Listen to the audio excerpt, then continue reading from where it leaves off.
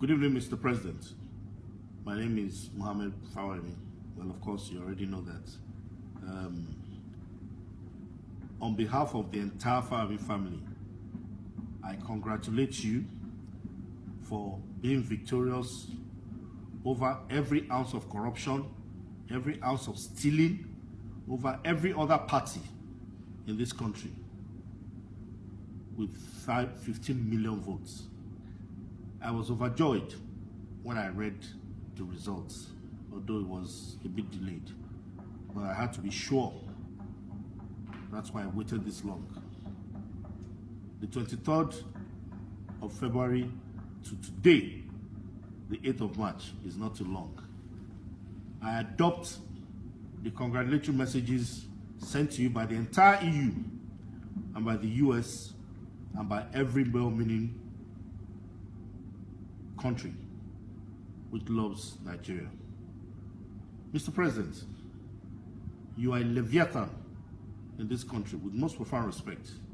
You are a man who has battled and has succeeded against all odds. You are a man who has defied all fake prophets, whether Muslim, Christian, or traditional, who said that if you ever thought of running a second term, that just by declaring that you will die. But thank God today, the 8th of March, you are still alive. And we know that you're going to live for the next 4 years. I thank God. And Mr. President, with the way your life is now, you have made people like us believe in God even more, because you are here not just to repair this country from those who have barbecued the Naira bastardly and those who have stolen our treasury blind. People like Olusegun Obasanjo, people like Atiku Abubakar, people like Goodluck Ebele Jonathan, and all their cohorts. But that's for another day. Mr. President, your duty to us now as Nigerians is to protect us, the masses. We need proper health care. We need proper, free, and qualitative education. We need security. And most of all, we need to eradicate poverty from this land. We need you, Mr. President, to repair our economy in its entirety. There is nothing saying that our currency cannot bounce back to what it was before Olusegun Obasanjo took over in 1976. I can remember I was still a young boy when 1 Naira used to buy 2 pounds, 1 Naira used to buy $3. But the minute Obasanjo took over, things took a turn for the worst. And then they selected Papa Shagari, who did not even want to rule, but was forced, so they could steal all sorts of, or instigate all sorts of stealing under him. His soul rest in peace. Now, Mr. President,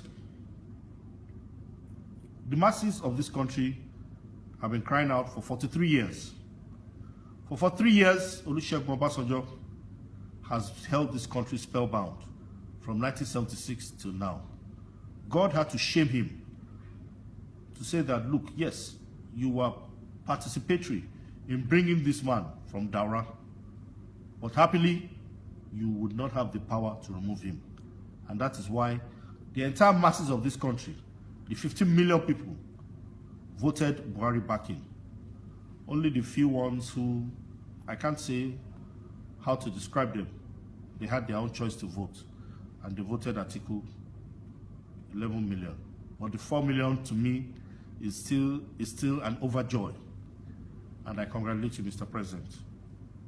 Now, Mr. President, I would remind you of a statement made to you by your deputy, Brigadier General Tunde Diagbon, long before the coup of 1985 August, which was instigated and masterminded by Ibrahim Babangida and Sani Abacha.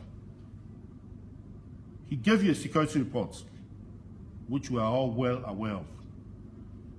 And he told you then that we should move fast and effect arrests so that this coup will not go on. But being a good Muslim and someone believing in God, you said we should wait until after Salah. Ibrahim Babangida did not wait until after Salah before he struck and removed you from power. Incarcerated you for 3 years. Made sure that all those people you tried and retrieved the monies which they stole, he gave them back to them. He became the hero. There were several things you lost which I would like to bring to the fore. That's for history to judge. But Mr. President, now, as a well-seasoned historian of politics in this country, I would advise you to move very fast. I'm happy with the probe of the 16 billion which Obasanjo and Atiku looted on power in this country and why we're still using generators. Mr. President, I urge you to speedily effect that probe and make sure that Obasanjo is brought to book. There are so many people which Obasanjo gave oil blocks to who do not deserve it. The oil blocks are meant for all the states. Just like Brigadier Alabi Sama said, the 36 oil blocks, major oil blocks, are meant for the 36 states in this country, for them to mine, extract, and develop individually. But Obasanjo and IBB thought best to themselves, oh, we'll give it to just a few people. And today we are where we are. So, Mr. President, Atiku can go to court. He can gather all the evidence he wants. But I want to tell him today that even if he remains in court for the next 8 years, he will continue to fail. Why? Because he has stolen from the masses of this country. He has punished people in this country. I'm one of those still suffering from the punishment of Obasanjo and Atiku. When I had my accident on 23rd of September 2003, there was no steroid spray to preserve and to maintain where I had the injury. A very small injury, compression. That was the first question I was asked when my dad took me to England. And it was surprising. At that time, that spray cost only 8,000. And the spray can serve more than 20 people. At least we all know who Jackie Chan is. That's a man who has suffered more than 38 spinal cord injuries. He's walking about today just because of that little spray and good medical health care. But today, some of us are feeling the pain. And Obasanjo is there looting. By the special grace of God, he will die of penury. Atiku Abubakar, if he continues in that pace, what will befall him? His children will never ever try what he has tried. So, Mr. President, it is my joy and the joy of my family that you, President Muhammad Buhari, we had to come back to Daura to bring you to govern this country. We believe in you, we support you, we know with the help of your able deputy, Professor Yemi Osinbajo, SAN, a well-knowledge intellectual and the head of the National Economic Summit team, you'll be able to do wonders. All we ask is for you to eradicate the poverty from the land, because where there's poverty, there's insecurity. Boko Haram people are able to recruit because so many people in Nigeria are poor. So many cannot feed. There are some people who even took their daughters to Boko Haram. That look, these are the powerful people. Due to the mess, good luck, ability Jonathan put us in. But God wants to save this country. God has heard our prayers. For all those fake prophets, I feel very sorry for all of you. Please, always reach out to God. Don't assume because you have hatred for someone to start talking nonsense.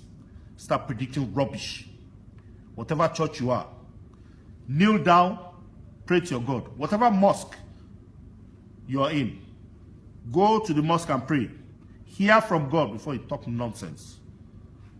Buhari is there now. Only he and God knows what transpired between them.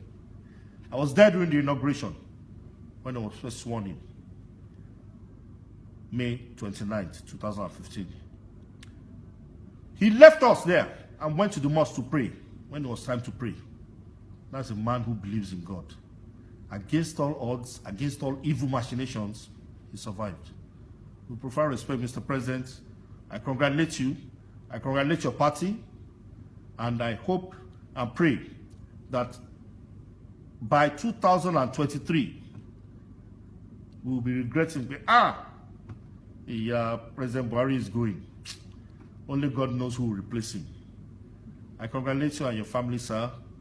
I wish you the best of luck. May God bless you.